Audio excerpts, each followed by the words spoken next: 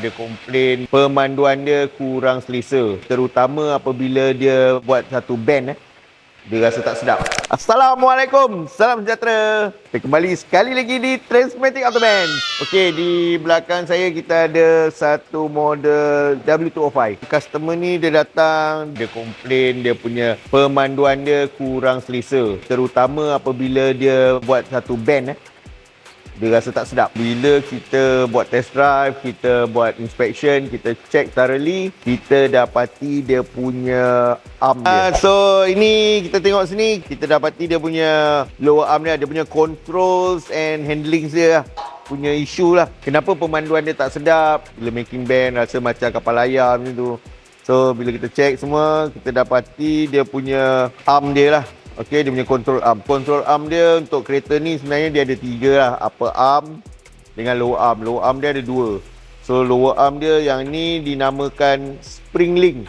Spring link arm. Yang ni nama dia ialah strut rod. Ataupun dikenali sebagai thrust arm lah orang panggil. Okey, ataupun lower arm dia. Tapi nama sebenarnya strut rod arm, spring link arm. So kat sini kalau kita tengok ni, dia punya getah dia dah pecah, dia dah squish dah. Dia dah tolak.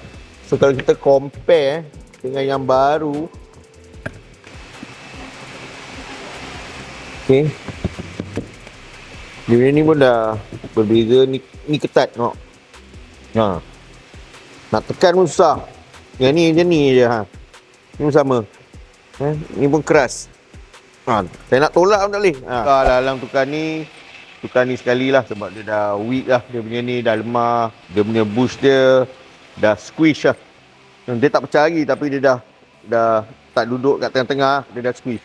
Okay, berbeza dengan yang baru lah. Yang baru semua dia duduk kat center lah.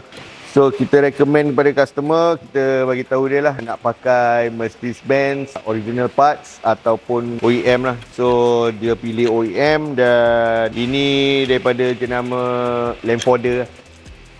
Dan dia setuju lah. Lamforder jenama yang terkenal juga lah di dunia permotoran. Itu saja. Selepas ni nanti technician akan pasang, buat alignment semua, dia buat pandu uji. InsyaAllah dia boleh pandu kereta ni dengan selesa dan dia boleh enjoy lah. Okay, kepada anda yang memiliki kereta Continental, anda boleh hubungi kami di Transmatic Autoband yang berada di Putrajaya berdekatan dengan Cyberjaya dan Putrajaya.